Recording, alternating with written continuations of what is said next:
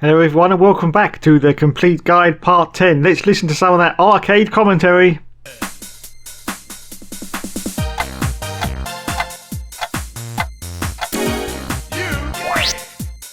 Select Championship. Easy Challenge. Select your team. So in case you haven't guessed already, this is F1 World Grand Prix 2000. Oh look, that looks like the revolving wheel from the Die Hard trilogy. Anyway, what a absolute trouble this has been trying to get hold of this game. There's very few copies about, but I have finally managed to procure a copy, and here it is right in front of you now. This is the arcade mode. It's the oh my goodness gracious me, look at that car. Why is it all stretched out like that? I've no idea. The car model looks very weird already as we go down the inside of a Minardi, and we've completely cocked that up. And we've got revolving arrows to get back on the circuit. So there you go, there's the arcade mode. It's the standard checkpoint shenanigans that you have to get through within 30 seconds. Otherwise, you are out. Oh my god, look at that view. This is the cockpit view. What the hell's gone wrong with those tyres? Surely they shouldn't be that big. They look like giant licorice all sorts. Let's put the pedal to the metal. Ah yes, you've got to love that arcade commentary. So here we are, just going underneath the tunnel. I haven't got a clue where we are. Is it Silverstone? I don't think it is. Anyway, so, oh, the race is over. It seems like I haven't done very well at all there. Okay then, so now we move on to the Grand Prix mode. And yes, for the... Wait a minute, what's this? Super license? No, I don't need a super license.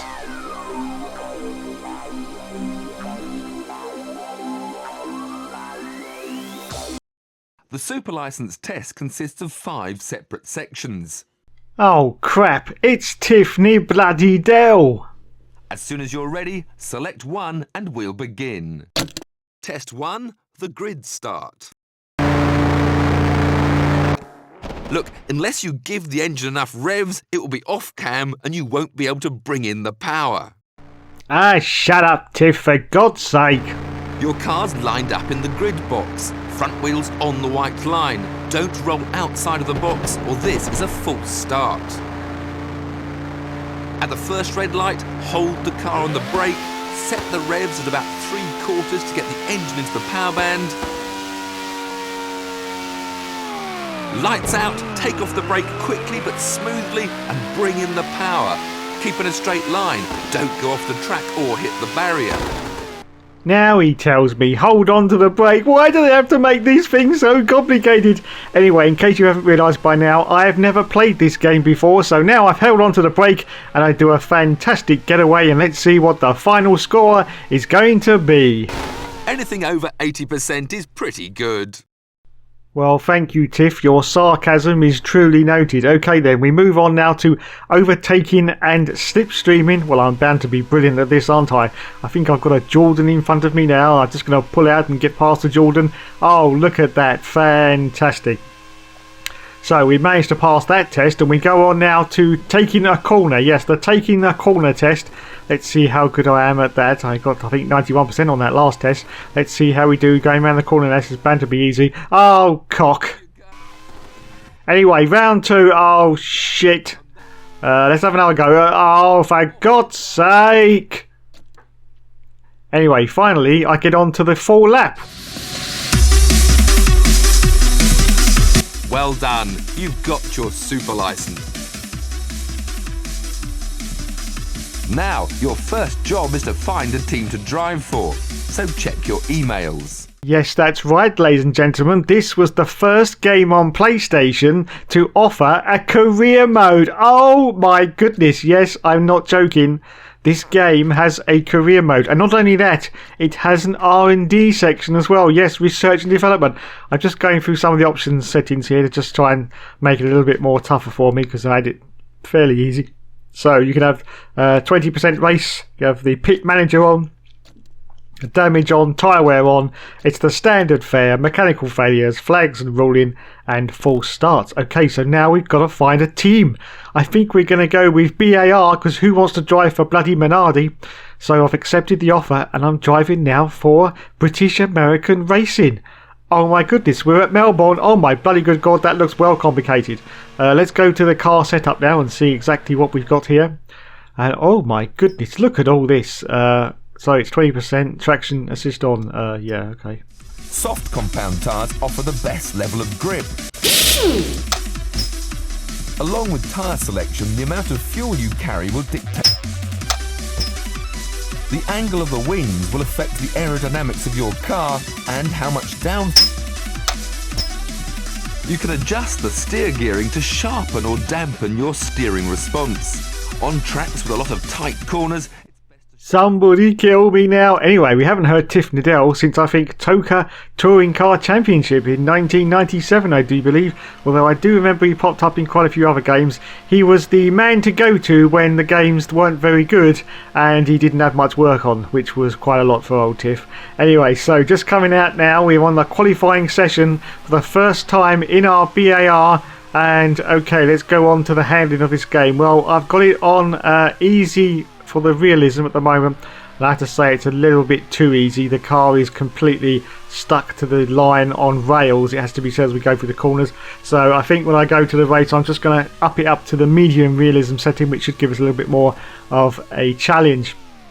So this is Australia. As you can see off to the right hand side, we've got the standard damage indicator, but we've got no time for that now because we're going to go straight into the race. We're starting from last place because that's how we run around here. We don't care. So it's lights out and away we go. Oh my god, look at that orange arrows. How slow was he off the line? So anyway, so we started in last place and we've accelerated forward a little bit further. I have managed to catch up to the last positions. Let's see how intelligent the AI are as I go around the outside of one of the arrows. Oh my god, I've gone for the grass though. I've gone for the grass. Well, they seem to be... Oh shit! Oh, bugs. I've just taken out both the orange arrows, everyone. And so there we go. We'll leave it right there. You now have the chance to update and improve the performance of your car by investing in the latest research and development technology.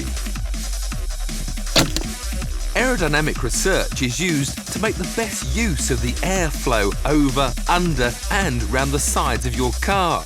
By improving your aerodynamic profile, you can not only find more downforce, but also reduce your drag.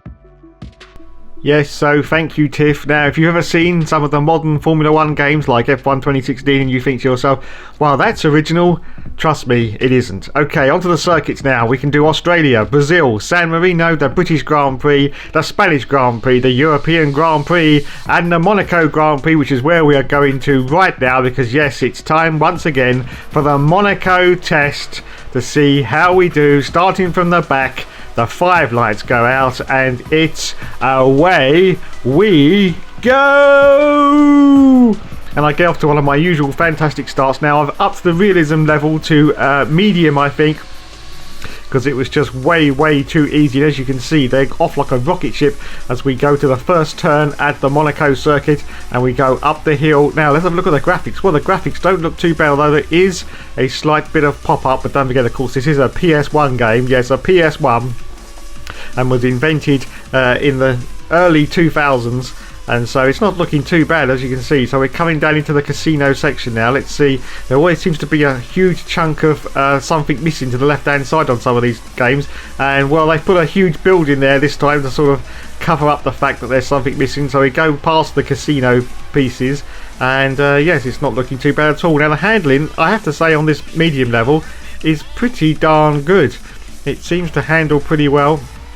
I'd have to say, if you put it on the ultimate handling, it's very, very tricky indeed. In fact, it feels like you're driving with no ABS or traction control like the games you have at the moment. As we just went through the tunnel there, well, the tunnel was looking very, very nice. And oh shit, in Nora, I never realised that chicane was that big. I'm sure they've updated that, but there you go. There was the massive chicane as we come out of the tunnel. So it's time for our pit stop now. So we're going to see what needs to be done. Are we going to get a pit crew, or is it just going to be a standard statistical screen?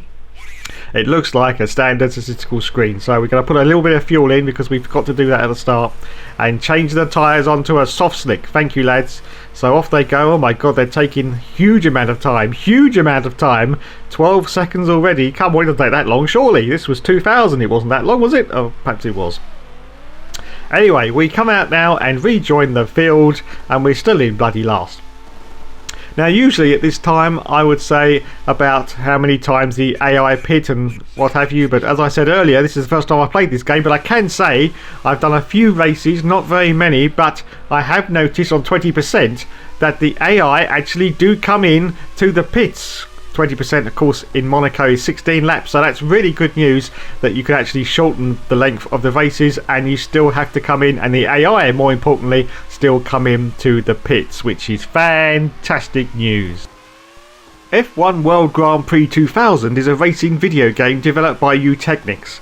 It is based on the 2000 season of the Formula 1 World Championship. It is the sequel to F1 World Grand Prix, both published by Eidos Interactive. As an officially licensed title, it includes all the teams, drivers and tracks from the 2000 Formula 1 season.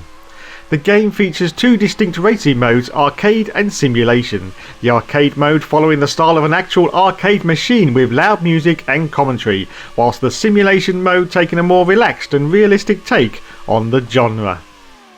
Okay, so let's wrap this video up. I'm just about to test what the damage model is like on this game. So, can you play as yourself? Yes, you can, but there seems to be a limit on the amount of characters you can input. Just to give you an example, I tried Carmen Jorda and it wouldn't let me put the full name in. Okay, so we're just going through the casino section once more, and as you can see, I'm behind a Minardi, so we're going to do a few crashes and see what the damage is like. Also, this game is 100% compatible with the PlayStation 3. I've run through about 2 or 3 races and it's played no problem whatsoever. So anyway, so let's see what the damage is like. The damage is on the right hand side. Oh my goodness, look at that. There's a car in the tunnel and it was a Jaguar, and we actually got a yellow flag. Yes, a yellow flag. Oh my god, I've gone straight past the Jordan because I forgot about that chicane once again. And so the tyres are now looking a little bit worn out as we accelerate forward now. We're on lap 6 now, and I've just gone past a Williams, and oh my god, I've crashed straight into the wall. That's a huge accident. Surely that should bring out the safety car. Well, of course it won't, because there isn't sadly any safety car in this game. So I'm just crashing into lots of cars now to see exactly what the damage model is like. As you can see on the right hand side, my front wing has got red damage. But unfortunately the wing is still on. It doesn't actually come off, or there's no visible signs of any damage. I've also got some yellow damage to the front of the car, like the nose cone section, and the suspension has also got some yellow damage. So let's see how much more damage we can do. I've just crashed straight into the wall. Oh my goodness, surely my car must be a smoking wreck by now, but no, we managed to carry on going as we get passed by a Sauber. So let's crash into the Sauber now. Yeah, straight up to Jack Jones. Oh my god, another huge accident. A huge accident, but as you can see, there's now damage to the side pod on the left hand side. We've got yellow damage as I crashed back into the Prost again, but no, we still managed to carry on going as we accelerate forward now to lap 7, is it? No, we are on lap 7 now. Yes, okay, so oh my god, there's another huge accident. Oh, wait a minute. I can see what looks like a tiny bit of damage to the nose section. Yes, it looks like it's pushed in a little bit on the nose section as we continue our progress. We've now got red damage to quite a bit of the car at the front, as you can see. But unfortunately, despite trying lots of times and even going backwards round the circuit and getting blue flags, oh my goodness, look at that. I haven't managed to actually get the front wing off the car, no. So the damage model seems to be a little bit suspect, I have to say. Now, as for the career mode, I have no idea whether it does multiple seasons. I'm pretty sure it must do, but how many seasons it does, I don't know. Perhaps if someone's played this game, they could let me know in the comments. This has been my review of F1 World Grand Prix 2000. Thanks so much for watching, everyone. I'll be more later.